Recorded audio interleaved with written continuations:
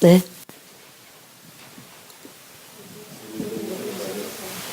네, 고린도후서로 가보겠습니다.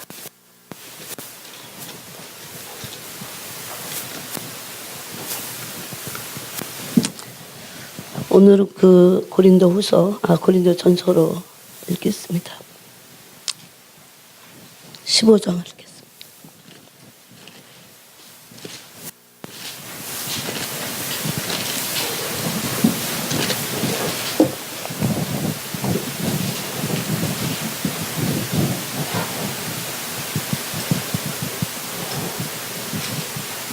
29절부터 34절까지 읽겠습니다.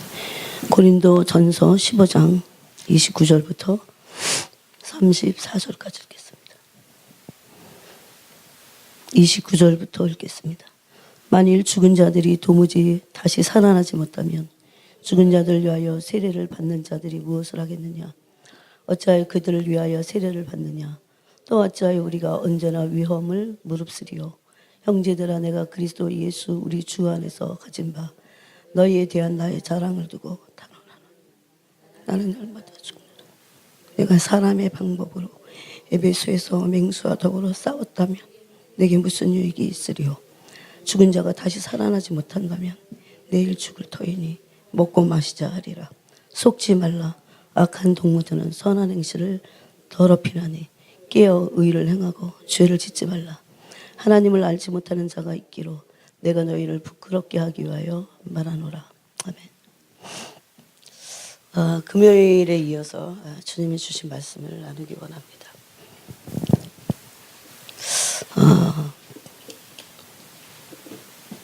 제가 뭐 대단해서가 아니라 늘 작은 교회지만 주님께 여러분을 신부로 만드시고 너무 사랑하셔서 늘 저를 통해서 말씀을 주심을 감사하고 여러분이 귀로 듣지 말고 가슴으로 받으셔서 진짜 신부로 준비되시기 바랍니다. 나중에는 제일 답답한 사람들이 후회하는 사람들 아니겠어요? 그때 그러지 말걸.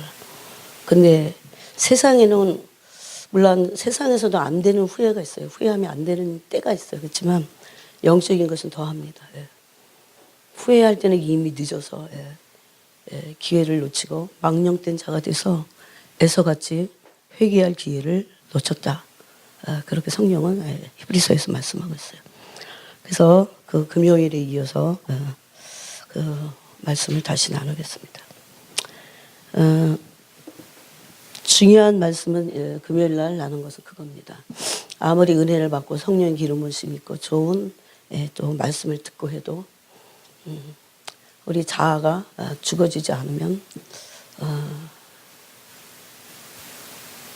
혼의 자아죠, 그죠? 옛사람 죽어지지 않으면 그것은 잠깐 부어졌지만 우리의 존재를 변화시키고 그 말씀이 우리의 존재를 변화시켜서 그래서 내가 그런 존재가 되는 그러므로 그 성령의 통로가 되는 그런 사람은 될 수 없습니다. 그 사람이 선교사든 그 사람이 목사든 그 사람이 신학대학 총장이든 우리가 생각하는 믿음이 좋은 어떤 선진들이건 간에 사실은 자기의 혼의 활동을 하다가 죽을 뿐입니다. 물론 하나님이 그런 것도 쓰시는 건 있어요. 그렇지만 하나님은 그 사람의 존재를 통해서 하나님이 그 사람을 받으실 수는 없어요. 이해하시겠어요? 우리가 진리를 알지니 진리가 너희를 자유케 하리라 하신 그 말씀은 그 말씀을 우리가 진리가 아닌 너무나 많은 것에 속박되어 있고 묶여 있고 그렇기 때문에 그런 말씀이 필요해요. 그런데 제일 많이 나 자신을 묶고 있는 내 혼의 자아를 묶고 있는 것은 바로 누구도 아니고 환경도 아니고 나입니다. 나. 이런 깨달음이 이걸 계시라고 그래요. 이런 그냥 머리로 하는 거 말고요.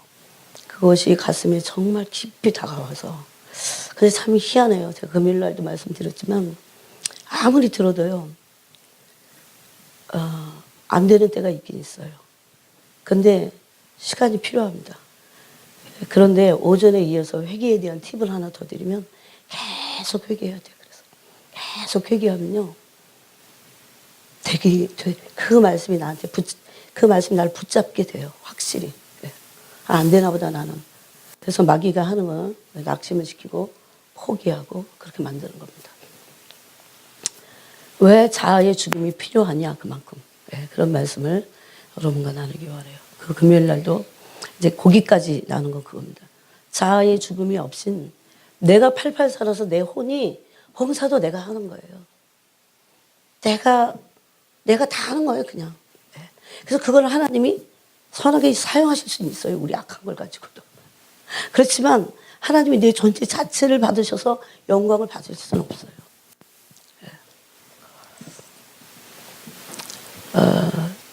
교회에 그런 일들이 너무 많이 있죠. 그래서 자아가 죽는 것이 얼마나 중요한지 모릅니다.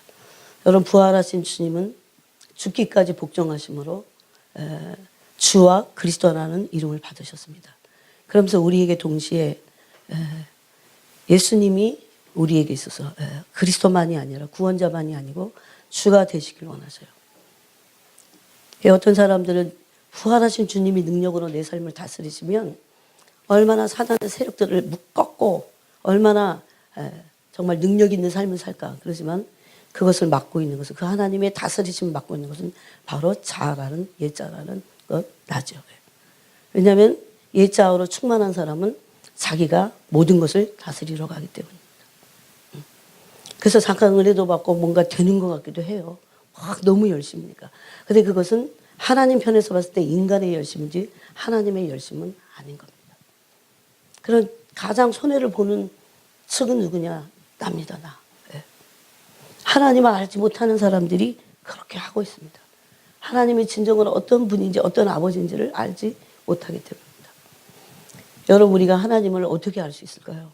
우리는 우리 스스로는 천년만년이 지나가도 하나님을 알 수 없습니다. 설교를 그래서 50년을 듣고 60년을 들어도요. 그냥 자기식으로 해석하고 자기식으로 설교 듣고 만 사람들은 60년이 지나도 똑같아요. 어떻게 보면 자아와 이기심이 나이 드니까 더 강해져요. 더 악독해지고 더 찔개지고 더 힘만 육신의 힘이 좀 빠져서 그렇지 만약에 20대의 힘이 그 사람에게 있다면 80 먹고 70 먹은 사람이 난리가 아닐 겁니다. 난리도 아닐 거예요. 더 악해져. 그래서 우리는 이제 밥을 이만큼 먹었으니까 이쯤에서 날 죽여야 돼. 더 이상 안 죽이면 주님의 영광을 가리게 될 겁니다. 모든 사역의 열쇠는 그래서 내가 어떻게 하나님 앞에서 내가 자아를 꺾고 죽느냐 그겁니다. 조금 복습 차원에서 조금 하면 여러분 이런 차원의 이런 영성 안으로 들어가기 위해서 제가 여러분에게 완전하진 않지만 책 하나 소개시키면 자아가 죽을 때라는 책이 있어요. 워치만 니가슨. 근데 요즘은 그런 제목으로 안 나오고 자아의 파쇄와 영의 해방. 즉 그분이 말하는 거는 우리가 거듭난 사람이 이 속사람인데 그 속사람이 영이 있는데 그 영을 자아가 꽉 막고 있다는 거죠. 절대 그것이 자아가 파쇄되지 않으면 거듭난 영의 활동이 일어나지 않는다는 거죠. 거듭난 영에서만 성령이 함께 일하실 수 있다는 거죠. 그래서 사역을 해도 뭐를 해도 다 자기가 하는 거예요. 봉사를 해도 자기가 하는 거고 오히려 하나님의 영광을 더 가리고 그렇게 하죠. 거기에 겸손함이란 있을 수 없습니다. 거기에 자기를 인정하지 않으면 못 견딥니다. 다 자기가 드러나야 돼요. 사실은 엄밀히 따지면 병이 들어있어서 그래요. 그 자아가 심각하게 병들어 있어갖고 받아야 될 사랑을 받지 못했기 때문에 그렇습니다. 그래서 하나님이 신명기 8장 2절 3절에도 광야길에서 이스라엘 백성을 저는 참 이해가 안 갔어요. 왜 하나님이 그렇게 광야로 이끄셨을까? 근데 거기 분명히 광야로 이끄신 이유를 신명기 8장 2절 3절에서 말씀하고요. 그 이하에서 너를 낮추시며 너를 줄이게 하셨다 이렇게 돼 있어요. 너를 줄이게 하시고 조상들도 너희들도 알지 못하는 그 조상들이 알지 못했다고 그래요. 그 만나를 먹게 하시고 여러분 그냥 가면 하나님이 막 오아시스를 내가 막 물을 주시면 안 되나요? 그렇게 하시지 않고 늘 줄였어요. 그들이 갈 때마다 기도하지 않으면 없었어요. 사람들 우리가 광야를 지나가고 있다는 것을 알지 못해요. 우리 광야에서 너무 많은 것을 얻고 있긴 해요. 그렇지만 때로는 진짜 광야로 갈 때에 우리가 다 드러나기도 합니다. 그래서 즉 우리를 낮추시기 위해서, 즉 겸손하게 하시려고, 그것은 뭡니까? 자아를 파쇄하기 위함입니다. 그러지 않고는 광야 1세대는 다 그 광야에서 멸망당했어요, 여러분. 그래서 구원의 완성은 자아의 파쇄를 통해서 구원이 완성된다는 것을 아셔야 됩니다. 그래서 이스라엘 백성은 40년간 광야길을 걸었어요. 그 걷게 하신 이유가, 걷게 하신 이유의 첫 번째가 낮추시려고 합니다. 낮추시려고. 자아가 파쇄되지 않는 사람들은 겸손한 척하지만 결코 그럴 수 없어요. 이것이 빛의 계시로부터 주님의 마음이 부어져야 돼. 이걸 계시라고 그러잖아요. 그냥 사람이 좀 노력해서 되는 것 같으면 모든 사람들이 많이 그 길을 갔을 겁니다. 절대 그렇게 해서 이루어지고 얻어지는 길이 아니라는 겁니다. 그래서 이제 첫 번째가 이 자아의 파쇄를 이룬 사람들의 첫 번째 특징이, 그 사람이 비난받을 때의 태도를 보면 알 수 있다 그랬어요. 자연인은 자존심이 세서, 자존심이 세다는 것은 다른 말로 하면 엄청 병들어 있다 그 소리예요. 아무리 짓밟아도요, 건강한 사람이 있어요. 주님으로부터 위로를 받고, 그 어둠의 죄가 다 회개되고 깨끗해지고. 여러분, 그렇게 따지면 우리는 엄청 많이 짓밟혀야 돼요, 앞으로도. 어떻게 하시겠어요? 엄청 많이 짓밟혀야 돼요. 짓밟혀 봄으로 내가 어떤 존재인지가 폭로돼야 됩니다. 아니면 그동안 짓밟혔던 것을 다, 그 어둠을 다 토해내면서 이제 괜찮다고 해야 돼요, 이게. 여러분, 짓밟힐 때마다 그것이 응어리가 되고 어둠이 되고 막 그게 나중에는 쓴뿌리가 되고 사람이 다 망가지고 인격 파탄자들이 되잖아요. 근데 그렇게 병들어서 인격 파탄자가 되는 것이 아니고, 그 짓밟힐수록 예수님께서 욕을 받으시되 맞대어 욕하지 아니었었다, 그렇게 돼 있어요. 물론 예수님은 죄성이 없었기 때문이지만 본을 보이신 겁니다. 이것이 너희의 부르심이다. 그래서 너희의 부르심을 이루기 위해서 내가 앞으로 나가면서 본을 다 보였다. 내 자취를 따라오도록 본을 보였다. 그렇게 말씀하셨어요. 그게 베드로전서 2장의 말씀입니다. 그래서 첫 번째 반응은 비난을 받을 때의 태도를 보면 반응이 어떤지. 내가 십자가, 예수 그리스도와 함께 로마서 6장 1절 2절 이하의 말씀대로 십자가에서 내가 십자가에 못 박혔어. 자아의 죽음으로 들어갔을 때는 자아가 죽은 상태이기 때문에. 그래서 언제 죽어야 돼요? 아무 일도 없었을 때 내가 죽는지 안 죽는지 몰라요, 여러분.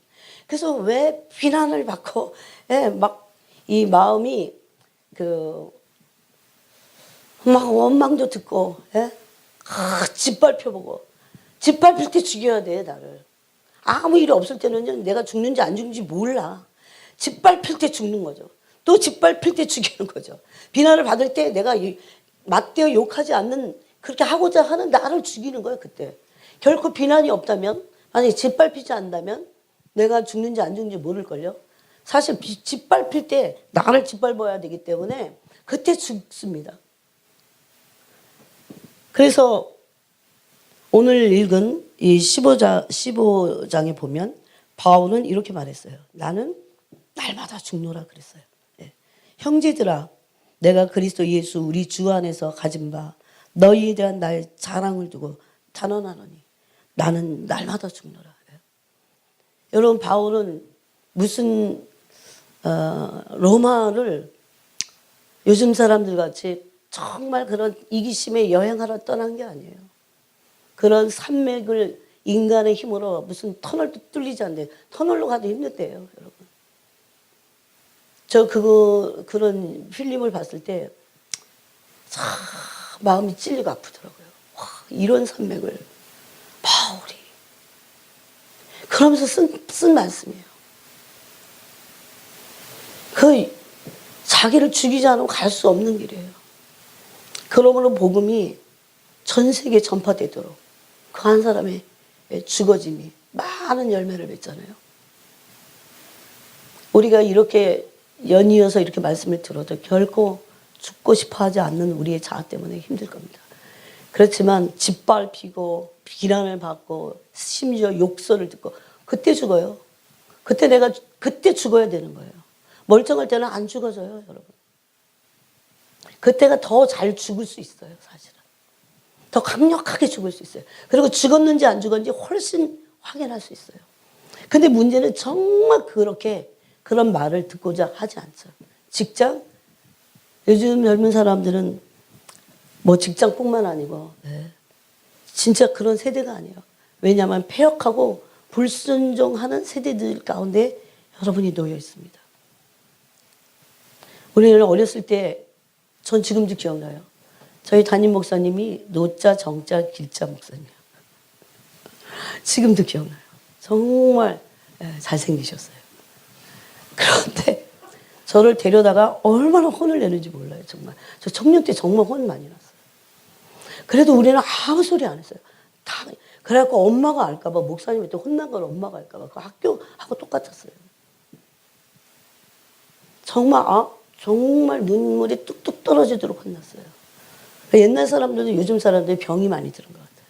지금은 혼냈다가는 난리 날 겁니다. 저희 어머니는 지금도 엄마 나도 이제 내일 모레면 60이야.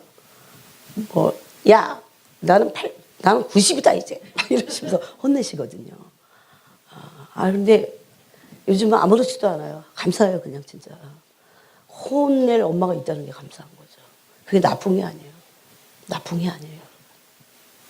조금 더 싫은 소리, 조금 더 원망의 소리, 비난하는 소리를 안 들으려고 하는 게 문제죠. 그때 죽으면 되는데. 다 더 죽고 또 죽고. 그러면 진짜 하늘 아버지는 위로의 영이세요. 여러분 받아본 적 있으세요? 그러고 이제 한번 목회를 다 해보시면 좋아. 그럼 오다가 뭐 얘기할 데가 없잖아. 오로지 주님, 오로지 진짜예요. 누구한테 얘기하면 후회스러워. 괜히 얘기했다. 얘기하지 말았어야 돼.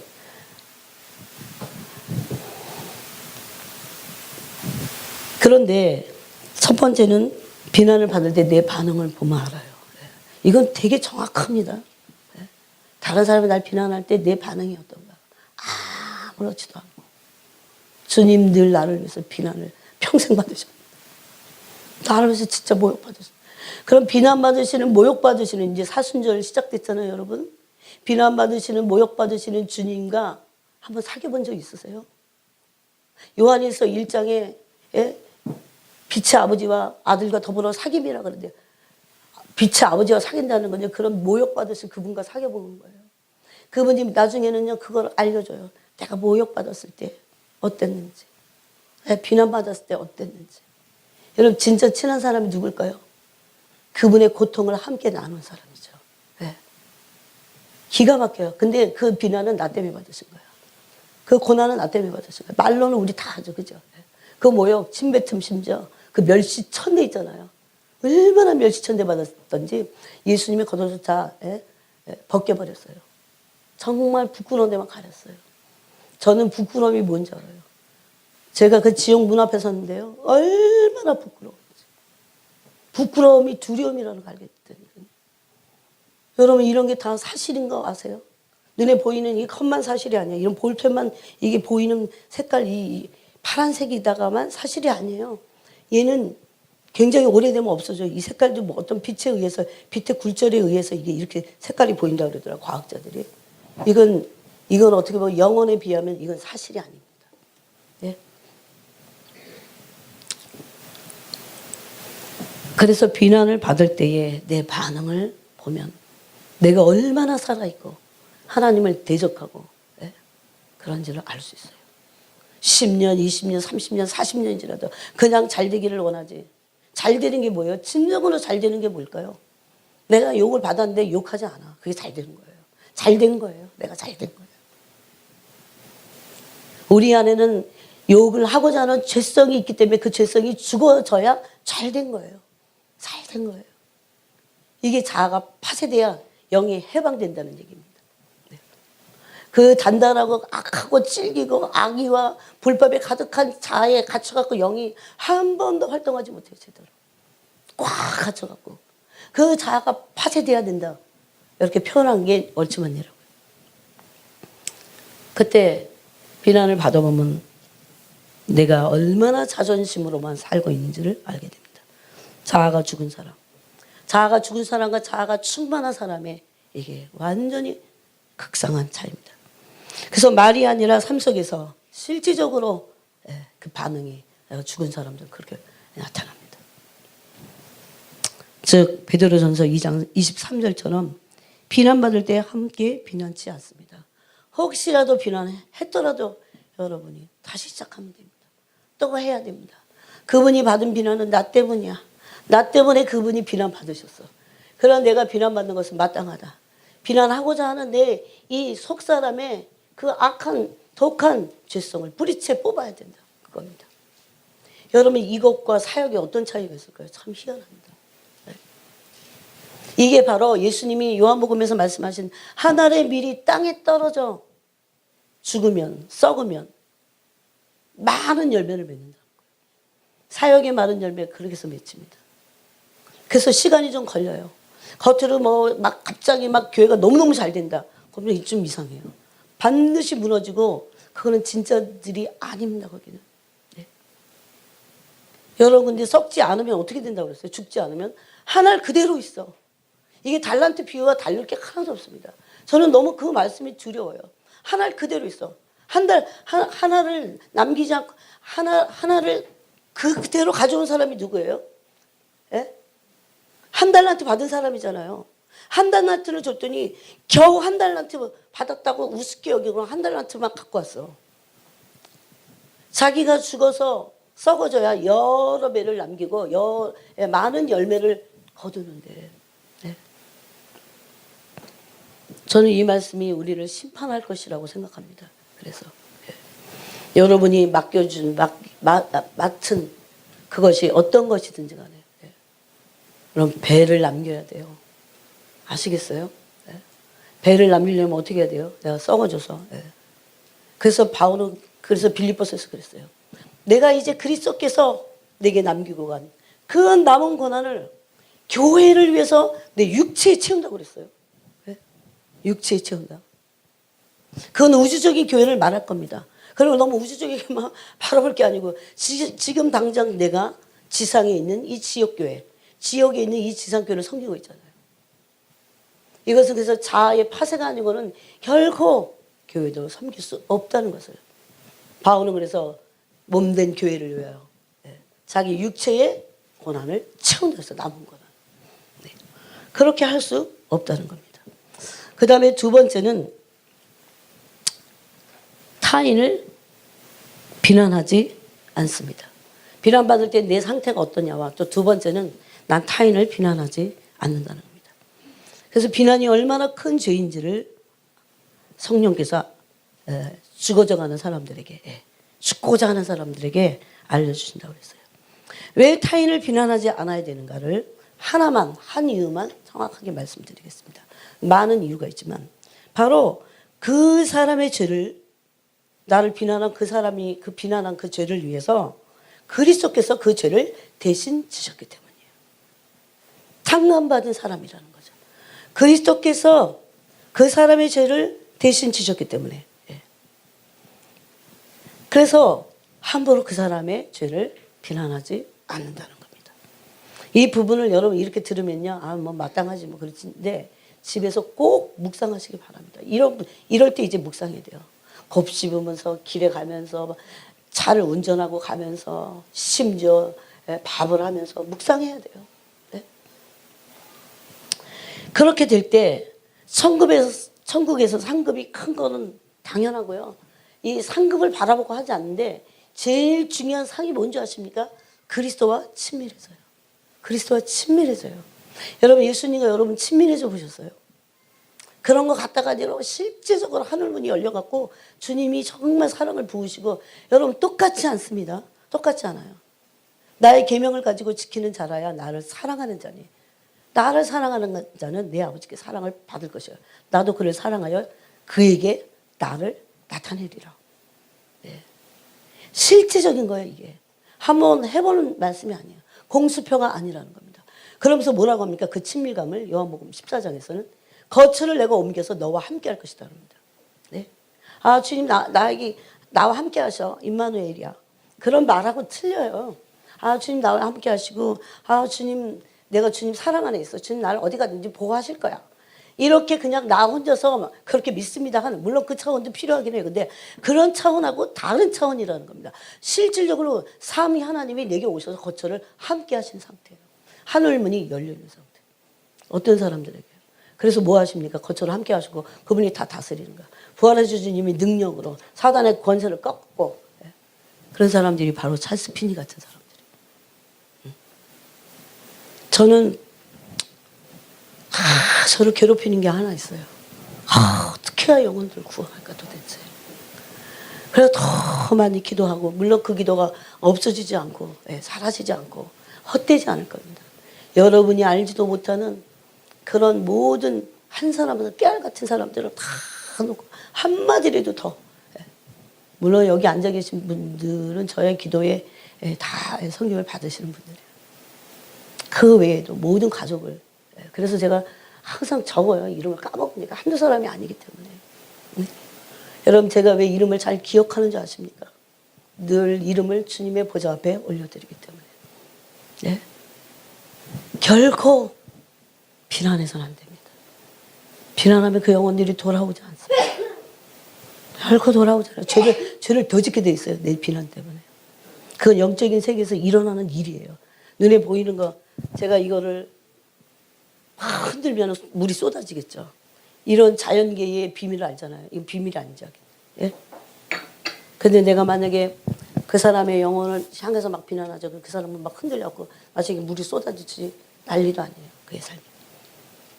그래서 하지 말아야 돼요. 그래서 타인을 비난하지 않는 것이 얼마나 중요한지 모릅니다. 그리고 기도하라고 말씀하신 거예요. 예수님도 그래서 십자가상에서 그랬지. 저들이 하는 죄를 저들이 알지 못합니다, 주님. 예. 예수님은 자기를 십자가에 못 박은 자들이에요. 너무너무 아파서 그 아픔은요, 그냥 이 손에 하나만의 아픔이 아니잖아요. 네. 여러분, 탈수증 아세요?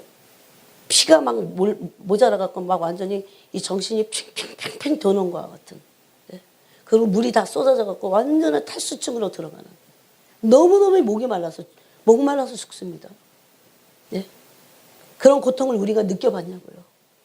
사순절 기간에 여러분 느끼셔야 됩니다. 그 고통을 제게도 좀 줘보십시오, 주님. 얼마나 우리가 끈질기고 악하고 악의가 가득한 존재들인지. 언제까지 너무너무나 무서워요.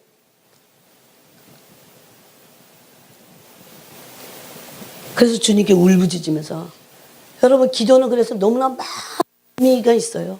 단순히 영혼을 위해서 하는 중복 기도만이 기도가 아니고, 기도 안에는 너무나 많은 의미가 있어요. 사실은 제일 기초적인 그 기본적인 기도의 그 의미는 뭔지 아십니까? 자아의 죽음이에요. 엄밀히 따지면. 네. 왜? 은혜가 아니면 내가 죽지 않기 때문입니다. 다 자아가 죽지 않기 때문에 우울증이 오는 거예요. 다 자아가 죽지 않기 때문에 정신적인 착란을 일으키는 거예요. 도를 넘어버리니까. 다 너무 이기적이고 쾌락을 쫓기 때문에 그런 일들이 일어나는 겁니다. 그러므로 성도의 삶의 기초는 자아의 죽음입니다. 성도의 삶과 심지어 사역의 기초는 사역의 기초. 여러분은 사역자가 아니니까 난 상관없다요? 아닙니다. 여러분 식당 봉사를 해도 다 하십니다. 뭔가 사역을 하고 있다고요. 주보를 나눠주고 주보를 접어도 사역이에요. 하나님 나라에서는 공짜가 없습니다. 모든 것의 일의 기초, 사역의 기초, 성도의 삶의 기초는 자아의 죽음에 있다는 것입니다. 오늘날 모든 교회들에게 너무나 큰 문제는 무엇입니까? 숫자는 많이 모였는데도 너무 안 죽어있는 88 자아가, 바울이 말한 혼의 자아를 예자하죠. 그걸 십자가에 못 박아야 되는데 안 못 박으니까 살아있는 사람은 너무 쭉 많아요. 영은 다 죽어요. 영은 힘이 없어. 그런 사람을 기도시키면 기도 못해요. 오래 못해요. 왜? 영역이 딸리기 때문에. 영역은 없어. 이게 문제라는 겁니다. 정말 가슴을 찢고 회개해야 돼요. 지금 너무 때가 급해서요. 가슴을 찢는 거 아십니까? 가슴을 찢는 게 뭔지 아세요? 그렇게 죽을 때 하나님의 나라의 통치가 임하는 겁니다. 그곳에. 그 사역의 현장에 하나님의 나라가 임하고, 하나님의 나라가 임한다는 것은 하나님의 통치가 임해야 나라가 임하고 그러죠. 하나님의 다스리심. 그때 하나님의 임재가 임하는 겁니다. 그래서 자아가 죽지 않을 때는 하나님이 때로 은혜를 주시지만 성령의 기름 부으심이 계속될 수는 없습니다. 은사나 능력이나 의미가 나중에 없게 돼요. 은사도 능력도 의미가 없게 돼요. 예언을 받으면 뭐합니까? 아무런 의미가 없게 돼요. 모든 것의 기초가 뭐라고요? 자아의 죽음이네. 이해 안 죽으니까. 그래서 하나님의 통치 가운데 들어가려면 하나님이 다스리시면 되겠죠. 우리 집을. 하나님이 다스리시면 되겠죠. 내 사역을. 하나님이 다스리시면 되겠죠. 내 자녀를. 그러죠. 하나님의 통치권에는 못 맡겨. 내가 뭔가 해야 돼 막. 자아가 안 죽은 사람들이 굉장히 특징이에요. 이것이. 절대 못 맡겨. 자기가 자아가 죽어갖고 하나님의 통치가 임한다는 것이 무엇인지를 한 번도 50년을 교회 다녀도 맛보지 못했기 때문이에요. 여러분 얼마나 중요한지 아십니까? 하나님의 임재가 정말 필요해서 수많은 영혼들이 돌아와야 되는데 왜 그런 일들이 안 일어날까요? 지금 더군다나 이 마지막 때에. 너무 우리가 너무 팽팽히 혼이 살아있어서 혼의 자아가 살아있어서 하나님의 임재 역사가 일어나지 않는 거예요. 부활하신 주님이 그리스도 구세주만 아니고 주가 되셔야 돼요. 주와 그리스도를 삼으셨느니라. 임금과 구주로 삼으셨느니라. 우리 삶의 실질적으로 돈의 주인, 내 돈의 주인은 주님이세요. 하나만 해도요. 엄청 많이 깨트려야 될 거예요. 내 돈의 주인이 여러분의 돈의 주인이 주님이십니까? 그 주인이라는 걸 한번 증명해 볼까요? 죽을 때 돈 안 갖고 가잖아. 옛날에는 여기다가 하면 돈도 죽은 사람 입을 벌려갖고 거기다가 뭡니까? 돈을 진짜 입에다가 넣더라고요. 그리고 거기다가 쌀도 퍼서 넣더라고요. 참 기가 막혀서.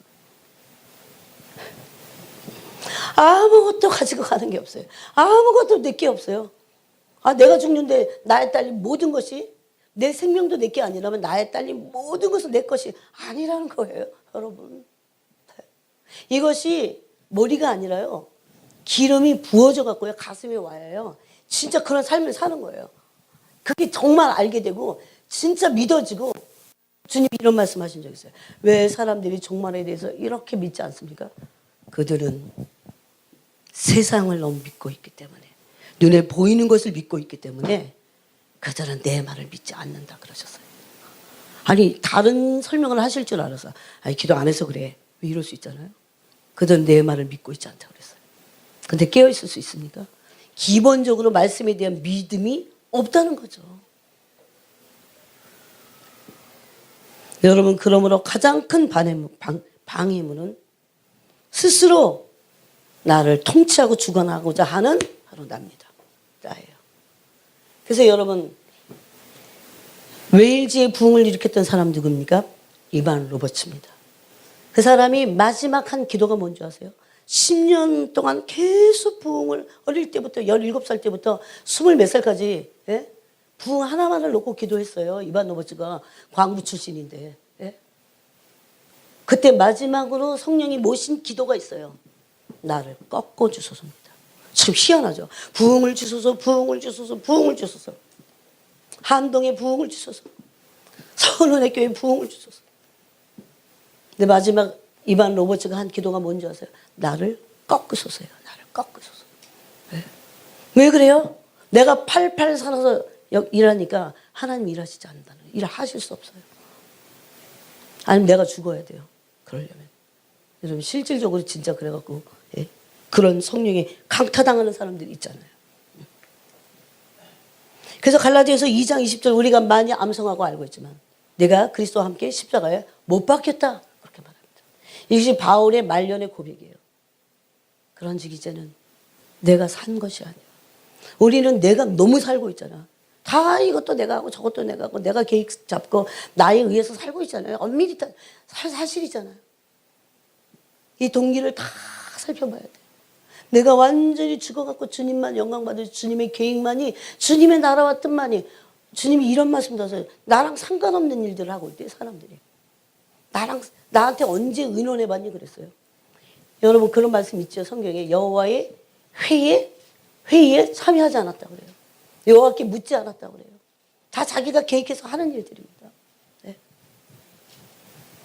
공성태 하세요. 공성태로 다 무너뜨리시겠다 그래서 나라 비롯되지 않은 모든 일들을. 그때는요, 무너질 때는요, 후회해봤자 소용없고, 예? 얼마나 두려운 일이 앞으로 다가오고 있잖아요.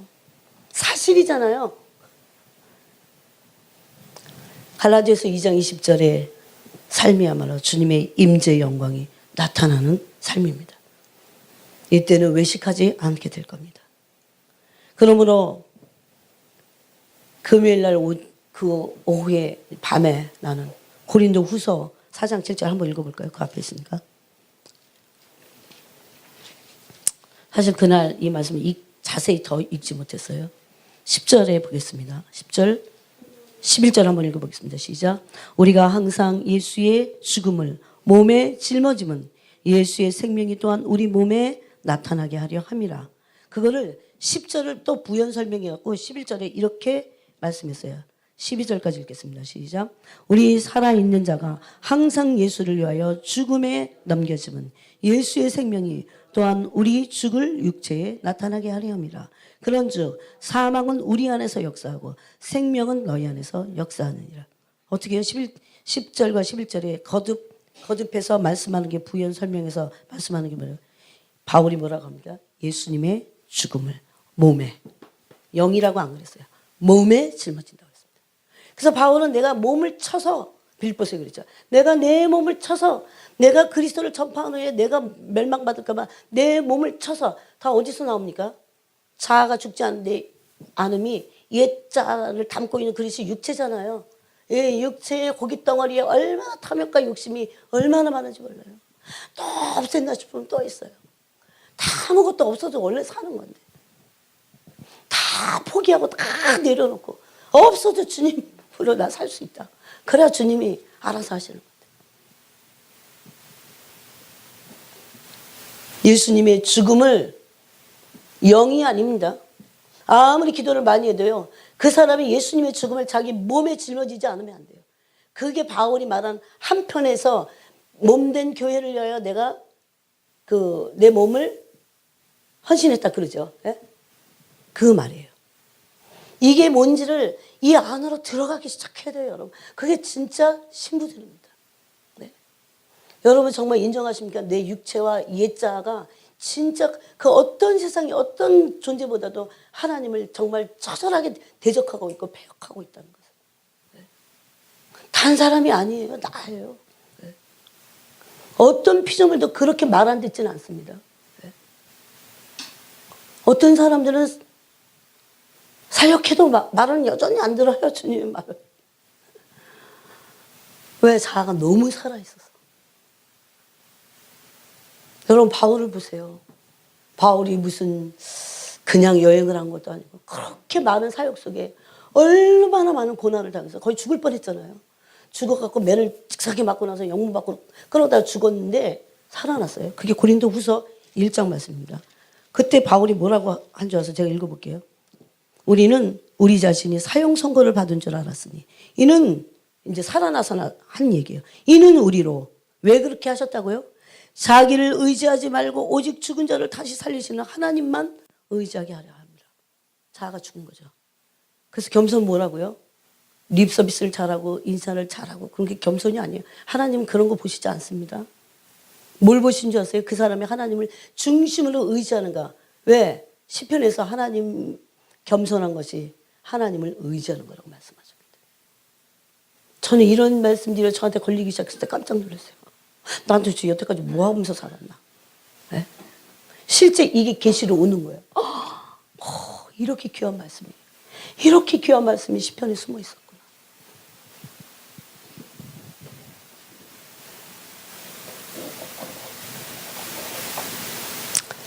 그래서 여기 우리가 읽은 그 고린도 전서 4장에 보니까 또 11절에서 뭐라고 했습니까? 예수님의 죽음을 몸에 짊어졌어요. 그럴 때 뭐가 나타납니까? 내 죽을 몸에서 예수님의 생명이 나타나는 거예요. 또 11절에는 항상 예수를 위하여 죽음에 넘겨져야 돼요. 누가 죽음에 넘겨집니까? 옛자아가. 옛자아가 죽음에 넘겨진다고까지 심지어 표현하고 있어요. 내 옛자아가 죽음에 넘겨지지 않으면 결코 그것은 온전히 예수님을 따르고 믿는다고 말할 수 없습니다. 예수님을 믿는다는 것은 믿습니다 해갖고 예수님에게 뭔가를 따르는 게 아니라요. 예수님을 믿는다는 것은 그분의 통치를 받아들이는 거예요. 그분이 나의 왕으로서 주와 실질적으로 주와 그리스도가 되는 거예요. 나는 그럼 죽어야 돼요. 그분이 날 다스리려면 내가 다스리지 않고 날 다스리려면 나는 죽고 그분이 다스려야 돼요. 이게 성령 충만한 삶, 그리스도가 다스리는 삶, 말씀의 모든 계시가 의미하는 바입니다. 이게. 그래서 바울은 항상 그랬어요. 나는 언제든지 어디 가든지 예수를 위하여 죽음에 넘겨진다. 많은 사람들이 나를 하찮게 여기도 상관없어요. 그럼 그 죽음에 내가 넘겨지는 거예요. 무슨 말인지 이해하시겠어요? 사순절 기간에 그럼 한번 해보시겠어요? 너가 날 비난해도 비난에 나 십자가 못 박아버리는 거예요. 나를 죽음에 넘겨주는 거예요. 뭐가 죽는 겁니까? 내 팔팔 살아있는 그 혼의 자, 예자가 죽음에 넘겨주는 거예요. 그런데 그걸로 끝나지 않습니다. 로마서 6장 1절, 2절, 3절 쭉 보면 그렇게 죽은 사람이 이제 부활의 새 생명 안에서 사는 거예요. 그거를 바울은 지금 뭐라고 했습니까? 11절에서 예수의 생명이 넘겨진 사람들, 그 옛자의 죽음으로 넘겨진 사람들이 예수님의 생명이 또한 우리 죽을 육체에 나타난다고 그래서 이렇게 구체적으로 말했어요. 우리 죽을 육체에 아무나 죽을 육체에 예수님의 생명이 나타나잖아요. 그래서 바울이 그렇게 말한 거예요. 나는 날마다 죽는다. 사망은 내게서 역사하고 생명은 너희 안에서 역사하는구나 그랬어요. 내가 다른 사람에게, 아니 자식에게 예수님의 생명을 줄 수 있을까요? 내가 죽어야 돼요. 나는 내가 사랑하는 자식에게도 예수님의 생명을 주지 못하잖아요. 이런 망조가 어디 있습니까? 이런 재앙이 어디 있어요? 그거를 가슴 아파하고 마음을 찢고 회개해야 돼요. 그것을 위해서. 바울은 고린도전서 2장 2절부터 5절에서 자기는 예수 그리스도와 십자가에 못 박히신 것 외에는 알지 않겠다 그래요. 얼마나 그것이 귀한지. 자기도 못 박히겠다는 거예요. 그러면서 하는 말이 뭡니까? 내 전도함은 사람의 말에 지혜 있지 않다고 그랬어요. 그래서 죽은 사람들이 전도해야 돼. 옛자가 죽은 사람들이 전도해야 전도가 잘 돼. 뭐라고 했습니까? 성령의 역사와 성령의 나타나신가 능력으로 한다 그랬어요. 이게 우리의 정말 약점이에요. 내가 너무 강하면 육신의 껍질이 너무 강해서 성령이 마음껏 임하실 수도 없고 일하실 수 없어요. 더 깊이 임해야 되는데 더 깊이 내 자아가 파쇄돼갖고 여러분 정말 그런 세계로 우리가 들어간다면 어떻게 될까요? 모든 나를 막고 있는 모든 문들이 저주들이 다 거쳐지고요. 어둠들이 다 거쳐지고 놀라운 일들이 일어나지 않겠어요? 문제는 나라니까요. 이게 열쇠입니다. 그래서 영의 문들을 나를 향해서 하늘 닫혀있는 하늘 문을 여는 열쇠라는 거죠. 여러분 주님 우리 자신을 우리의 모든 환경을 우리가 처음 모든 걸 내 생각의 동기와 동기까지 모두 알고 계세요. 가끔씩 제가 우리 아이들에게 어떤 얘기를 들을 때가 있어요. 그럼 저는 그래요. 억울할 거 요만큼도 없어. 다 알고 계셔 아버지가. 너는 거기에 단 1%도 잘못한 게 없냐? 너의 자신을, 네 자신을 성령의 빛에 인간의 관계에서 인간의 판단 말고 그렇게 네가 한번 비춰봐. 그럼 너는 어떻게 해야 될지 알게 될 거야. 너는 회개할 게 있을 거다. 물론 막 큰 소리 그러지 않아요. 그래서 캄다운을 일단 시키고 여러분 요즘 부모들 어떻습니까? 학교에서 무슨 사건 있으면 막 더 불을 붙여 거기다가 이 석유에다가 막 불을 떼. 애들이 뭘 배우겠습니까? 불순종. 애들이 배우는 거는 폐악, 거역 이런 것만 배워요. 물론 하나님이 큰 은혜를 베푸실 겁니다, 여러분. 네. 제가 여러분에게 그래서 누누이 말씀드려요. 강단에서 어떤 말씀이 나가도 아멘, 아멘. 그래서 제가 그렇게 가르쳤어요. 우리 자기 목사님한테 보냈대잖아요. 목사님, 어떻게 때리는 설교를 하시더라도 전 다 듣겠으니까 꼭 그런 설교를 해주세요. 너는 이제 진짜 됐구나 그래도. 태도가 됐다 일단. 뭐 사람이 다 됐다는 게 아니라.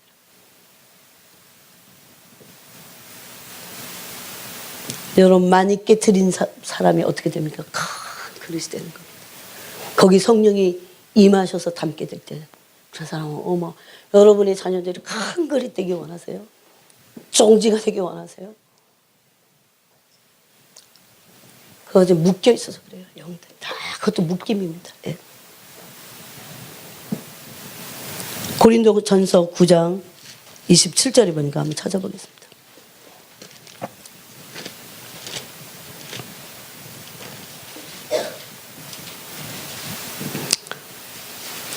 이것을 바울은 다름질이라고 합니다. 다름질. 26절 27절 읽겠습니다. 시작. 그러므로 나는 다름질하기를 향방 없는 것 같이 아니하고 싸우기를 허공을 치는 것 같이 아니하며 내가 내 몸을 쳐 복종하게 함은 내가 남에게 전파한 후에 자신이 도리어 버림을 당할까 두려함이로다. 아멘. 그러면 여기서 바울의 다름질과 목표가 뭐예요? 달린다는 거예요. 뭔가 달려야 돼요. 싸워야 돼요. 그죠? 싸움과 다름질이 경기라고 그랬죠. 믿음은 믿음의 경주라고 그랬죠. 믿음의 선한 싸움이라고 그랬죠. 골로새서를 보면 이 믿음의 선한 싸움과 다름질을 목표가 뭐라고요? 자아의 죽음이야. 자기 몸을 쳐서 복종시키는 자아의 죽음을 바울은 목표로 했어요. 1차적인 목표. 왜? 그리스도가 가신 그 길이기 때문에 그래요. 오늘날 교회들이 얼마나 많이 전혀 하지 않아요. 이 세상은 다 괜찮은 사람들이 먹고 살만하고 괜찮으니까 실질적으로 정말 교만한 세대에 우리가 살고 있어요. 사람들이 얼마나 교만한지 몰라요. 저는 영국에서 밥을 굶을 정도로 그렇게 살아봐서 알아요. 그게 뭔지를 알아요. 실제적으로 마음이 이 가슴이 꺾여버려요. 왜? 겸손하지 않으면 못 살아. 겸손하고 싶어갖고 믿음이 있어서가 아니에요. 겸손하지 않으면 못 살아. 지금은 다 먹고 살만하고 사람들이 너무 풍부하니까 저는 그래서 지금도 내가 교만할까봐 그게 제일 싫어요. 아예 내가 너무 가난해갖고 그래서 가난해갖고 그래도 정신을 차리는 게 낫다 이런 생각이 들 정도예요. 얼마나 그거를 경험해 본 사람 알아요. 지금 세대가 얼마나 불순종하고 교만한지 알아요. 실제적으로 교만합니다. 특히 하나님 앞에서 뭐 말할 것도 없이 교만해요.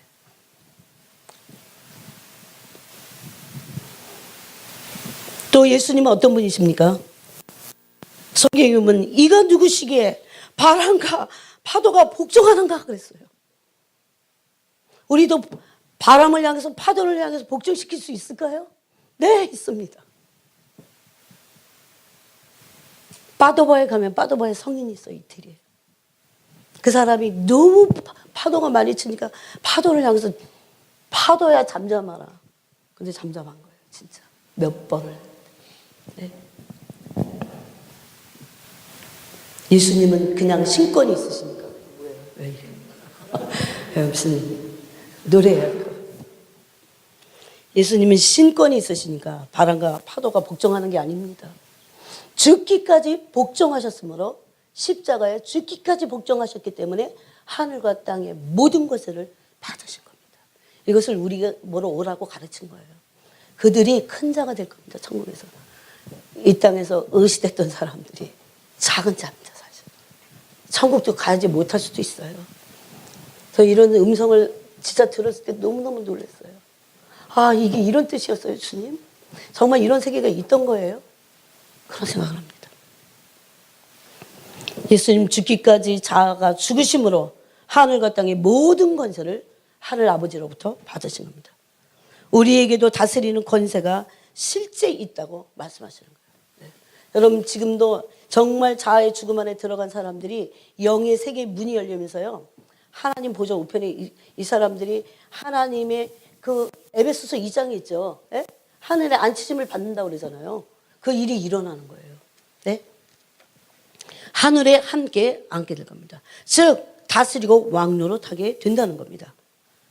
옛자아가 죽음에 넘겨지지 않는 한 자아가 살아있을 때는 악한 영들이 죽지 않은 자아, 이 병들어 있고 인격이 깨져 있고 혼이 묶여 있는, 예? 그래서 때로는 불안해하고 두려워하고 막 조급해요. 사람들이 정신병 초기 증상들이 너무 있어요. 그 자아가 죽지 않았기 때문이에요.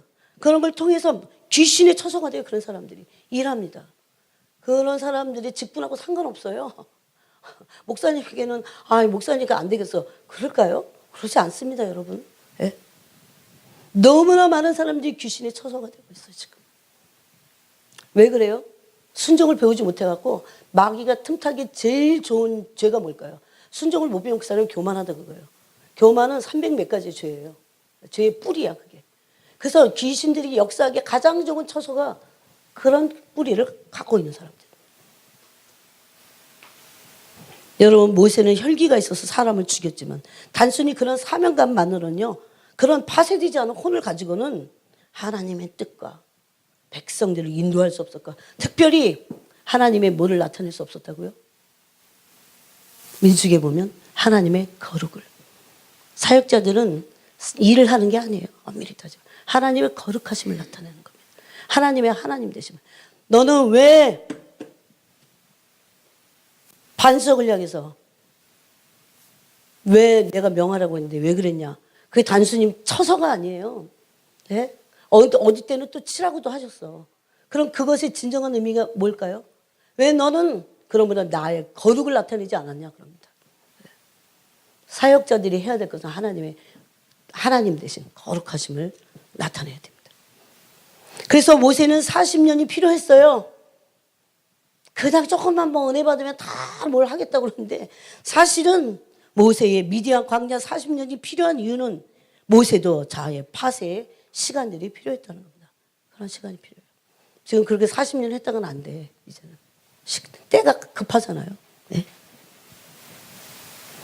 여러분, 인간의 자아 안에는 모두 다 양같이 자기 멋대로 한 번도 통제받지 못해서, 성령에 의해서, 하나님의 말씀에 의해서 양같이 자기 멋대로 살고자 하는 욕망이 강하게 있습니다. 다 자기 마음대로, 시간, 돈 다 자기 마음대로 살아요. 근데 그 안에는 강력하게 두려움과 불안과 용기 없고 비겁하고 게으르고 이런 병든 자아가 성령에 의해서 고침받지 못했기 때문에 팔팔 살아있다는 거죠. 이런 자아들이 파쇄가 될 때 성령이 나타난과 능력이 생긴다는 겁니다. 즉 자기 의가 죽어야 돼요. 여러분, 부활하신 주님이 권세와 능력으로 우리 삶을 다스린다면 얼마나 좋을까요? 그렇게 되려면 주님이 나의 주인이 되셔야 됩니다. 그러기 위해서 내 옛 자아가 죽어져야 됩니다. 그러므로 그 죽은 사람들 안에 죽음으로 끝나지 않고 부활의 새 생명이 나타나게 될 겁니다. 그 로마서 6장 4절 말씀이에요. 부활의 새 생명으로 행하게 하려 하심이라고 그랬어요. 즉 고린도 후서 말씀대로 하면, 오늘 말씀대로 하면 우리 죽을 육체에 예수님의 생명이 나타나는 겁니다. 언제부터 나타나기 시작하는 거예요? 정확합니다. 예자가 죽으면 죽을수록. 네. 그러므로 예수님의 생명이 나타나면 그게 사역이에요. 내가 막 어떻게 해서가 아니라 예수님이 내 죽을 몸에서 나타나면 아무리 평신도라도, 아무리 10대 아이라도 그는 사역할 수 있을 겁니다. 영혼들을 살리는 거니까. 네. 그래서 바울은 간곡히 부탁하는 게 로마서 6장 8절 11절에서 너희가 그 죄에 대해서, 옛자에 대해서 죽은 자로 믿으라는 거죠. 그 믿음을 가지고 출발하라, 그렇게 말합니다. 아까도 말씀드렸지만 웨일즈의 부흥은 나를 꺾으소서라고 하는 이반 로버츠의 기도로 시작했습니다. 그 기도를 한 지 얼마 안 돼서 강력한 부흥이 일어나기 시작했어요. 잔느 기용은 어떤 사람입니까? 자아가 고난 앞에 많이 파쇄된 자예요. 또 파쇄되고 또 파쇄되고. 그래서 막 지겨워하잖아요. 자아가 파쇄되면 안 지겨워져요. 네? 심지어 당시 귀족 부인이요, 하인에게 겸손할 정도로. 네? 이거 불가능해요. 그 문화의 모든 장벽을 넘어서 하인에게, 여자 하인에게 겸손할 정도로, 뺨을 맞고도 겸손할 정도로. 자아가 파쇄됐다니까 죽어버렸어. 여러분, 자아가 파쇄되지 않아도요, 몸을 불살하게 내어줄 수 있어요. 그건 사랑이 아니라고 그랬어요. 그래서 예? 고린도서 13장에, 그죠? 여러분, 진정한 신부가 누구입니까? 가늠할 그런 영적 기준이 무엇입니까? 다 파쇄돼서, 자아가 깊이 파쇄돼서 심령이 평강으로 안정된 자들입니다. 왜? 심령이 성령의 불로 연단됐기 때문에. 성령의 불이 이때 필요합니다. 불로 연단된 자들. 그래서 자아가 완전히 다 녹아지고 죽어진 자들. 그것이 신부의 더 큰 영광이고 조건이 될 겁니다. 기도하겠습니다. 하나님 아버지,